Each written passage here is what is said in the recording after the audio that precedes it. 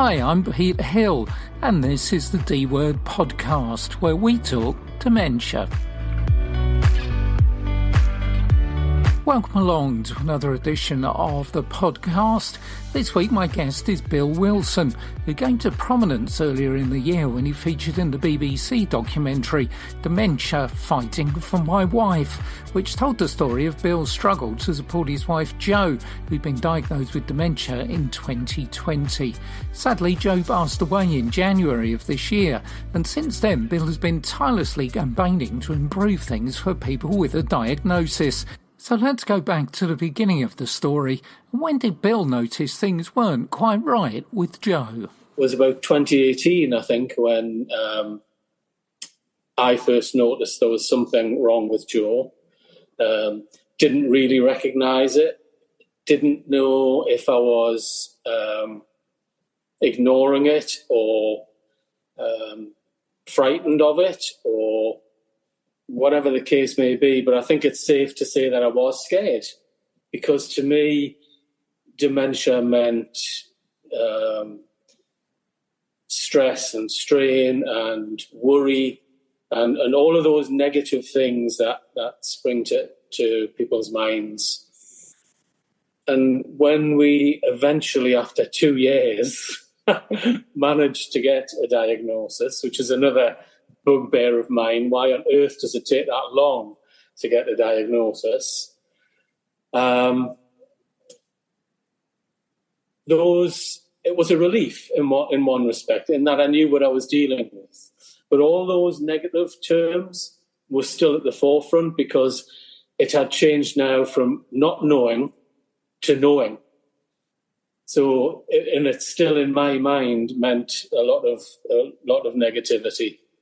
I was banging on doors and windows trying to get that diagnosis for so long.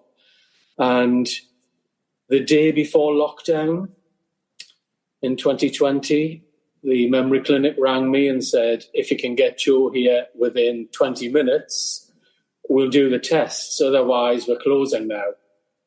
So I just said, I'll be there in 10, and managed to get the test done. Obviously, we had to wait until June to get that diagnosis from a doctor who delivered to me over the phone because of COVID. And I knew what he was going to say before he said it. Obviously, I didn't know the type of dementia, and Jo had frontotemporal lobe with Alzheimer's. But he's after he delivered the news, he just said, do you have any questions for me? And I was like, well, I don't know what I don't know. I have no idea about this. So just tell me, what's the prognosis? What does it mean for us? What are the stages of dementia? I just had a million things going through my head, none of it really making any coherent sense to anybody, not let alone the doctor. But to be fair to him, he did talk me through a little bit of what he knew, and in answer to my barrage of questions. And then it was a case of, well, that's it. Off you go. It's like, okay, so what do I do now? So I kind of took lockdown as an opportunity to do my own research, become my own expert.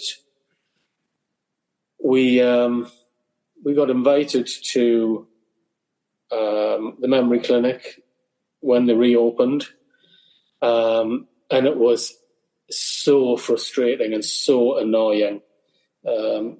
Platitudes followed, inane questions and discussion, which there wasn't very much of, I hasten to add.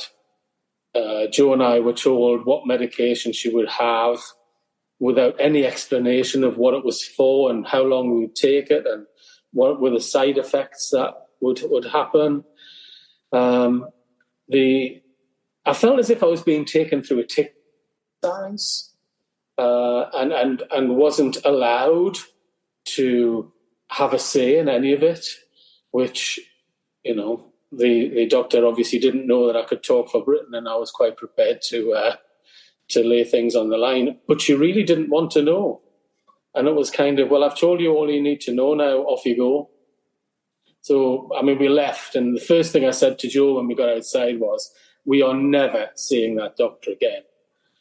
So I expressed my displeasure, got to see a consultant who was very good, explained all about different types of dementia and what the medications were for and why it was certain types and not other types. And so because I'd been able to do some research myself, I felt a bit more confident with it, realised that it doesn't all have to be bad. There can be good times as well. But my God, you're searching every day for those good times and hanging on to them by your fingertips, fingernails sometimes. I would be looking for the wife that I had lost. And so I would just, like I say, grab onto any bit of happiness that I could find. I mean, the worst times are horrendous, worse than your worst possible nightmare. And you never know from 1 hour to the next how things are going to pan out. Jo and I had a wonderful life. She was a high-flying international executive, doctor of philosophy, very well respected internationally, and yet there she was, wandering around our home, talking to her mother who died many years ago, and I was also wandering around our home with keys around my neck, frightened that she was going to escape out of the front door or get into the cabinets that had all the cleaning solutions and things in them. So neither of us had a life of any kind any longer. But it was my job and my privilege actually, to help Jo on that journey. I needed to make sure she had the best life that she could have. And I wasn't bothered about the cost to me and all of that. And it wasn't until I collapsed at Christmas once. And I mean, we used to have fabulous holidays abroad. We were very, very lucky. We'd be in sun-drenched beaches in the Caribbean or the Far East or luxury cruises, whatever. Jo worked really hard to be able to have us do that. And I appreciated that. But then when I knew we couldn't have those holidays anymore, I guess I started grieving for the life that I'd lost as well as the wife that I had lost. And I wanted our first Christmas at home for many, many years. I had my rose-tinted glasses on, let's say that. And I thought it was going to be a lovely family Christmas, just the two of us. Santa would come, and of course, I had wrapped all the presents and put them around the tree, the ones that I had bought for Jo, and obviously the ones that I'd had to buy for myself. Because Jo, by this time, had no capacity about what Christmas was all about. But still, I was in denial, and still I thought, no, we're going to have a lovely time, but we didn't. If I'm honest, it was a very lonely time for me. Yes, I had people around me, friends and neighbours, not many family, I hasten to add, because they'd all kind of disappeared. But it was still lonely. I still felt isolated. And I just collapsed on the kitchen floor one day and I sobbed inconsolably for 45 minutes. UK Health Radio, the station that makes you feel good.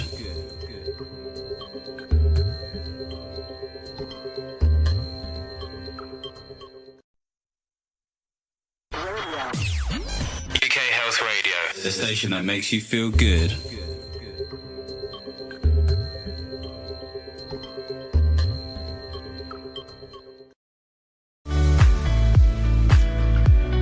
You're in June with the D-Word podcast, and my guest Bill Wilson, who's telling the story of his life with wife Jo after a diagnosis with dementia in 2020, and the increasing struggle to care for her while receiving very little support. It was like there was no end to it. I felt no one cared, no one understood what I was going through.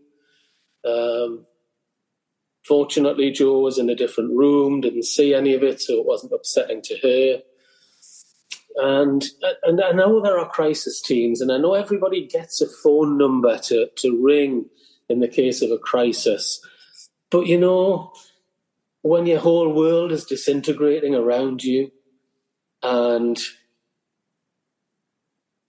it feels like there's nothing, then crisis team doesn't exist in my head.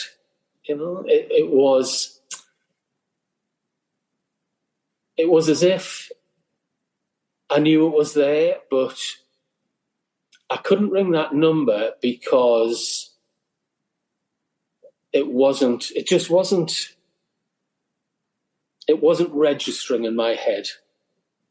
So nothing was registering in my head. And when you're in a state of deep despair like that, nothing does register. And so a crisis line is like, well, so what, really? Because it doesn't register. There is nothing. And I realised then that I had to do something more. And, you know, Jo and I had talked initially about how we could raise dementia awareness. Although, having said that, she refused to accept the diagnosis. She would always say she didn't have dementia. But she was prepared, and that's it's a bit of a dichotomy, I guess. She was prepared to help me the way she saw it in getting the message out. And that's when the BBC and the Alzheimer's Society became involved. We launched Dementia Action Week on the BBC's Red Sofa. That was a phenomenal success. The calls were up 75%. And I was told, and I didn't understand a word of this, but I was told that we were trending top 5 on Twitter. And it went straight over my head because I didn't know what Twitter was all about. And I certainly didn't know what trending on Twitter meant. But it was good to know that the message was getting out there. And then when the BBC followed our story, that was great in itself, because not only was I getting the message across in the Northeast where I live, but also nationally and internationally. I was getting messages and letters from right across the globe. I mean, everywhere: Australia, the Philippines, Taiwan, Canada, right across Europe. And thankfully to the Royal Mail, I guess, a lot of them were just addressed to Bill and Jo Wilson, Newcastle upon Tyne, or Bill and Jo Wilson, BBC interview, Newcastle upon Tyne. And they were coming to me. I mean, bags and bags of letters. So I knew then that I had to start doing more, because the letters I was getting were just fabulous, really. I mean, there were people who were in similar boat to me and others who weren't, but had a better understanding now of what dementia was all about. And Jo used to attend daycare with Dementia Matters a couple of days a week. And I got in touch with their chief executive, Bev Reid. And so we teamed up, really, and we've established there an ethos of family-centred care to fundraise and raise awareness about dementia. And we're trying now to support the family members as well as those service users, right through until bereavement. So that's something that I've managed to get my teeth into since Jo's untimely death earlier this year. And I've also started doing volunteering work as a volunteer research partner with Newcastle University on a range of dementia projects. I'm working with Newcastle Hospitals, NHS Trust, and this is a mouthful, Cumbria, Northumberland and Tyne Wear NHS Trust, which is the local mental health trust. And so I've been able to use my experience to have a practical and strategic input to several different areas across service development in the NHS. And as well as that, campaigning now through my local MP, and I've just been asked to talk to a cross-parliamentary committee on health and social care, because I have had a lot to talk about with social care in particular. UK Health Radio, the station that makes you feel good.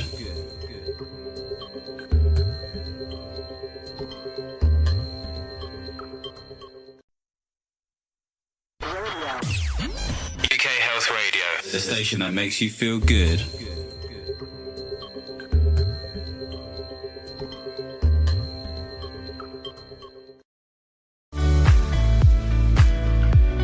You're in tune with the D-Word podcast, and my guest, dementia campaigner Bill Wilson, who, like all of us, is frustrated by the lack of progress at government level. It's what, a year ago that Boris Johnson promised he would have this new tax and he would raise all these billions of pounds and it would be used specifically for social care.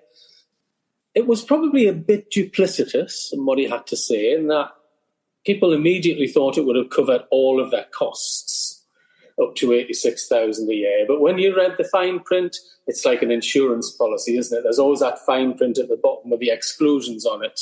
And those exclusions were quite severe, but it was better than nothing. But of course, now our current Prime Minister has decided that that tax isn't going to happen.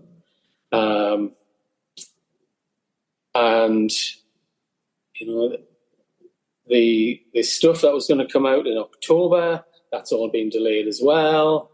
And it just seems to me that it's just a continuation of stuff. Government always seem to think that it's too big and too costly. And yes, it is very big and it is very costly, but it's like if you leave a leaking roof. It just gets bigger and more expensive the longer you leave it without doing anything to highlight it. So, and we've been hearing now, as you say, for a number of years about what needs to be done and how it needs to be done. And I don't know whether it's because government are elected on a 4-year cycle and so they don't feel compelled to be able to do anything about it because they may or may not be in government in another 4 years' time. So I'm frustrated that government policies haven't led to more improvements. And like I say, I have spoken to my local MP, I've lobbied Parliament. And as you say, how many years now have we been hearing that it's going to be given a greater priority? Oh, yes, dementia will be given greater priority. And yet things don't seem to change. At least as far as I'm concerned, I don't feel that anything has been achieved or has changed. But to be able to get things to change, you know, even if they want to do it in small steps, then let's look at either pre-diagnosis, where there's a lot of research now, or just getting that dementia diagnosis early enough. There are a couple of drugs on the market, and I don't know how successful they are. But in order to get those to work, you have to get that diagnosis really quickly. You have to get it right at the very beginning, otherwise they don't work. And yet we're not in a position to do that. So it's almost like a chicken and egg situation for me. It's I don't know. Unless government take it forward, we're never going to make those improvements. But it has to be all encompassing. The health and social care at the moment don't work because they ring fence different budgets and nobody wants to pay for anything out of their own budget and always want to pass it on to somebody else. It's never going to change until, well, I don't know. Is it in my view, Pete, the system is literally going to collapse. It's in crisis now. The whole of the system is in crisis. And me personally, I believe that there has to be a clear national strategy from government, not putting sticky plasters on things that aren't working very well. It needs a whole scale root and branch review and a whole scale change in how it's going to happen. Unless we've got that national strategy that's funded as well as the NHS is funded, then it's never going to happen. And what will continue to happen is that the system tends at the moment to, how can I put this, exploit carers rather than support them. And unless we get that, that's not going to change. And government rely on carers to bail them out financially. But at what cost? At what cost to the carer and at what cost to the person who's has the dementia diagnosis? I do hate using the word carer, but I know it's the only one that people seem to understand. I always maintained that I was Joe's husband. I wasn't a carer, and it was my job to look after her. And again, that's what government rely on. They rely on people looking after their loved ones because they love them so dearly. Joe and I were together for over 50 years. There was no way I was going to turn my back on her when she needed me the most. So I think by lobbying Parliament and my MP, that's how I want to try and change the way government look at it. And I want them to hear my voice. I want them to hear my lived experience. I want them to hear how painful it was for not only for me, but for Joe as well. I want them to be able to hear the fact that I could cry for 45 minutes non-stop. I want them to hear the fact that, when I had no help whatsoever, it would take me over half an hour just to get Joe into her pyjamas at night time. And I would be taking one shoe off and she would be putting the other shoe back on again. I would go to get a hairbrush and she would be wandering down the stairs saying she wanted to go home. And it's I want them to hear that. I want them to hear the anger, I think, but the anger that's tempered to such a way that you don't lose the impetus and you maintain the moral high ground. But it does make me angry. It does make me very frustrated that really nobody wants to listen. So I'm sorry I've talked a bit about that question, but you can probably tell I'm very very keen that people listen. No, I think it's, that is absolutely right. I mean, one thing comes out and, it's some of these simple things really as well, isn't it? You just say, yes, it is a big problem. It will require a lot of money, but there are really simple things that could be put in progress to make it a much better journey. But just one stat that came out, is it right that you phoned 42 care homes looking for respite care? Well, it went up to 67 after that was published. 67 care homes, and not one would offer me a respite bed. They would offer me a bed if I was to phone up on the Monday of the week that I wanted the bed, and they had a spare bed for a few days. They would offer me that.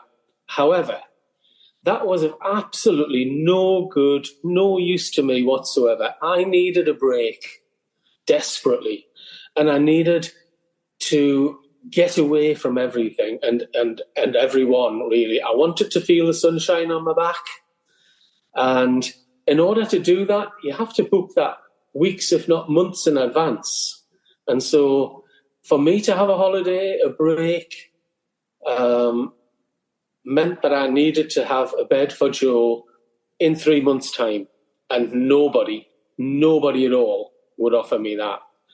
And it wasn't until I had another crisis moment when I was taking Joe to daycare that Bev Reid at the Bradbury Centre saw that I was in crisis and said she would pull out all of the stops to create a bed for Joe, which she did. It was the right thing to do. And you know, no doubt the Care Quality Commission wouldn't agree with that. But I think the CQC have a lot to answer for in terms of, I'm a great supporter of them making sure that they can't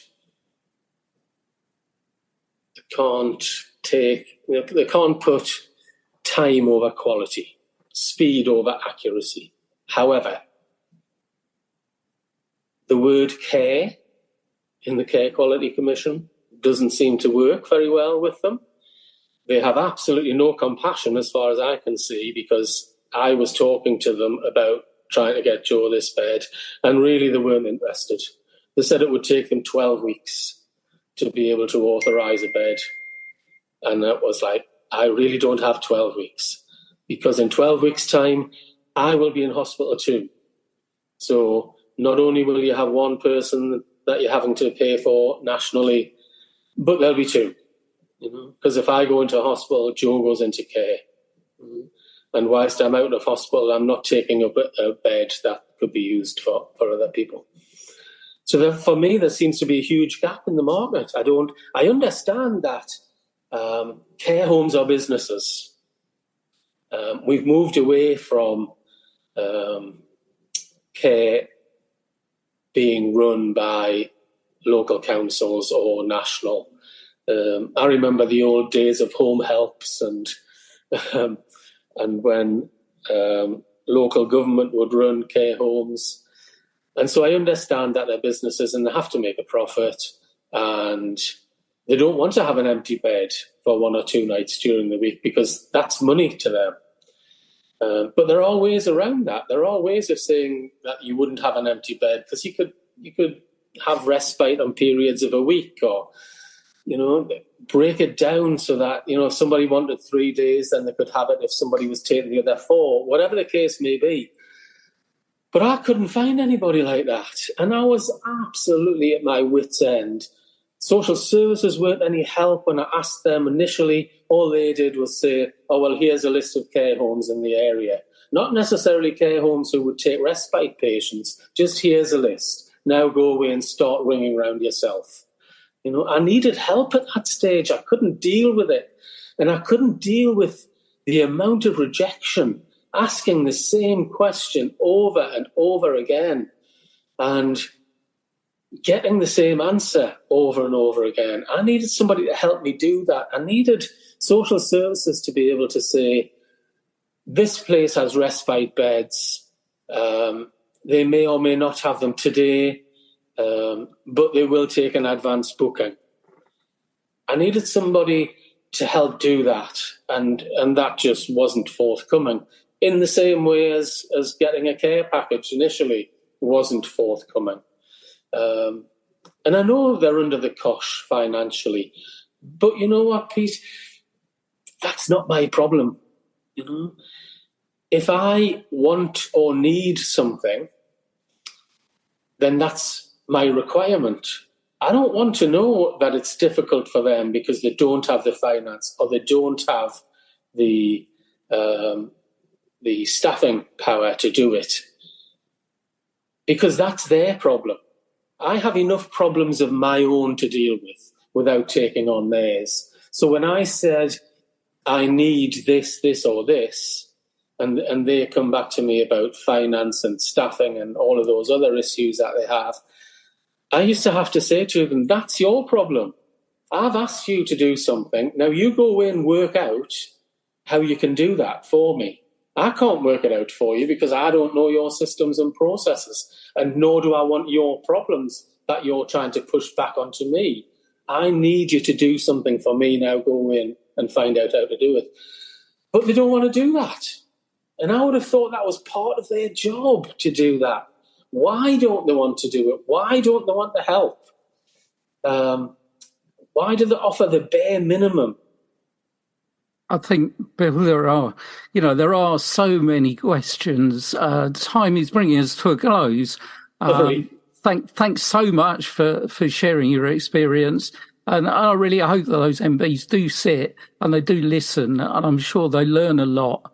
You went through a lot, Joe went through a lot, but we're proud of people like you in the dementia community to have the courage to still go on and get the message out there, which is, it's what the D Word's all about. And, thank you so much for coming on the show. You're very welcome. And if I can do anything for you in the future, Pete, please don't hesitate to ask me, because I will always say yes. Many thanks to Bill for sharing his and Joe's story, and I wish him every success in his campaigning. I hope he continues to pose difficult questions that those in authority don't want to answer.